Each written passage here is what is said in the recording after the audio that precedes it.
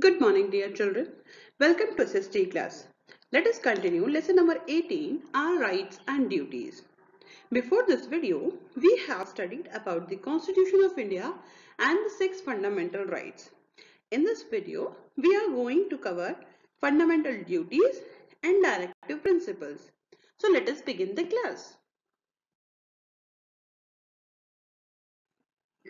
Fundamental duties. The Constitution of India expects the citizens to perform certain duties towards the country. Such duties are called fundamental duties.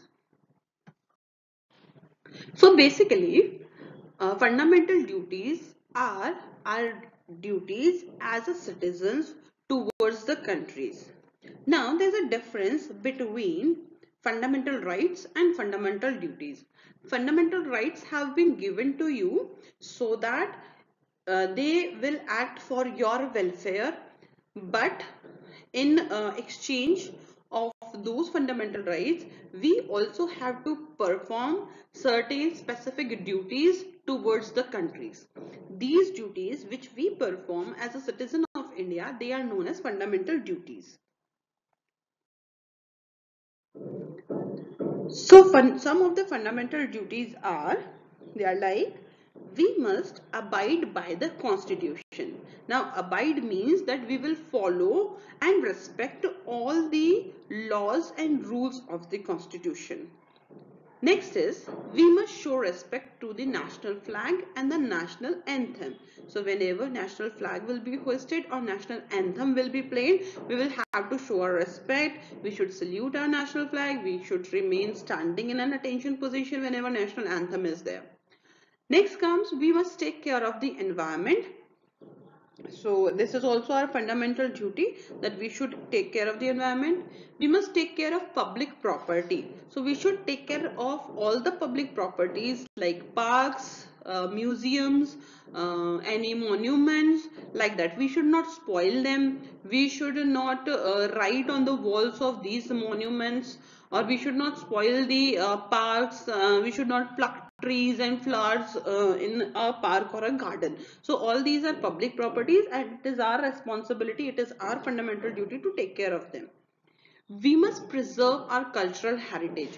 Now what do you mean by preserve cultural heritage? Means whatever has been our culture of our community, of our group, of our country, we should save that. We should not forget that. So it is our fundamental duty. Parents or guardians must send their children to school, and this is also a very important fundamental duty of all the parents or guardians, that they must send their children to school whatsoever, of whatever age they are or whatever religion, caste or background they are. Each child will have to go to school. This is the fundamental duty of parents or guardians. So all these are fundamental duties and we should follow and perform our fundamental duties very well.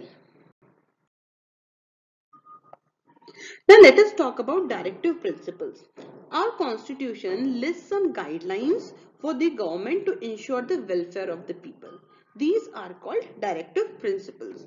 Now, it is not like that the Constitution of India only asks the citizens to perform any rights or duties. The Constitution of India gives some guidelines, or you can say these are some of the instructions to the government, so that they cannot you can say exploit the people in name of rights and duties. So not only the constitution provides rights and duties to the citizens, but they also provide some instructions for the government so that welfare of the people will be done. So all those guidelines which are provided in the constitution, they are for the government to follow for the welfare of the people.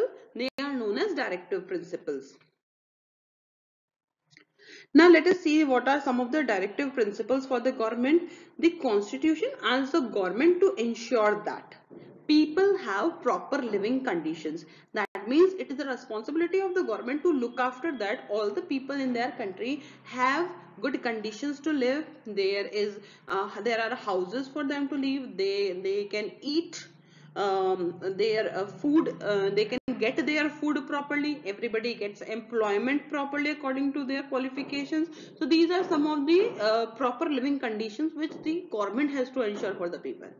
Next comes every child goes to school. So this is also the responsibility of the government as well as the parents and the guardians, that every child should go to school. Also, every person gets proper treatment when she or he is sick. So also the government should look after that. There are proper hospitals and dispensaries for all the people. It should not be like that if somebody is there in a village, in a very remote area, and there is no hospital or a dispensary there. So they should ensure that every citizen should have a hospital in their nearby areas, so that whenever there is a medical emergency, they can reach to that place. So with this, the chapter has been completed. Hope you have understood it well.